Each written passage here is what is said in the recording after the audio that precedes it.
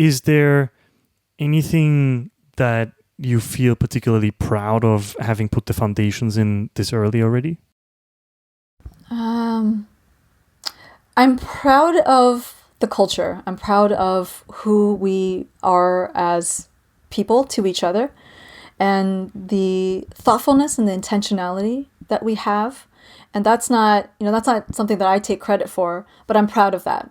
That's something that we all can take credit for.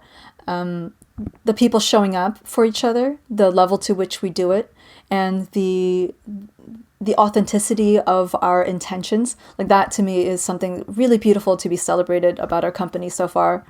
Of the things that I'm bringing in intentionally is, there's certain things like, this is the big slow moving tanker versus like, how do I prioritize that immediately?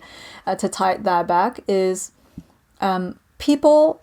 The way that I view people to do their best work is when three things align.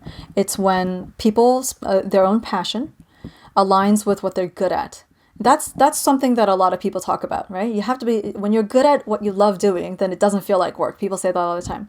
When you think about in a professional setting and in work, and when you think about retention, and when you think about the long-term vision of a company, those two things are absolutely necessary. But the third part of that, the third leg that I see, is it has to align with the future vision of that person. So it's like, when someone joins a company, they'll come with like, I'm really good at this and I love doing this. And does it align with who I see myself in whatever future time frame? So that's why career mapping is so important, and showing the opportunities that are available within the company is so important. And so career mapping, leveling, having all the stages, and all of that is such an important component to work life.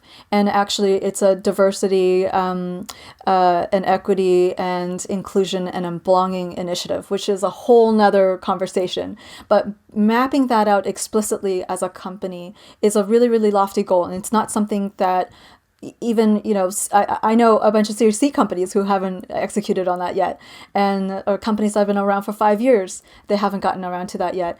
But it's a deeply meaningful initiative. But if I were to roll that out now today, that's too heavy of a lift for a startup like us, and it keeps us from being nimble and from being agile. So then I think to myself, what are the atomic units? What are the smallest and simplest things that I can do with that vision in mind for us getting to that eventuality?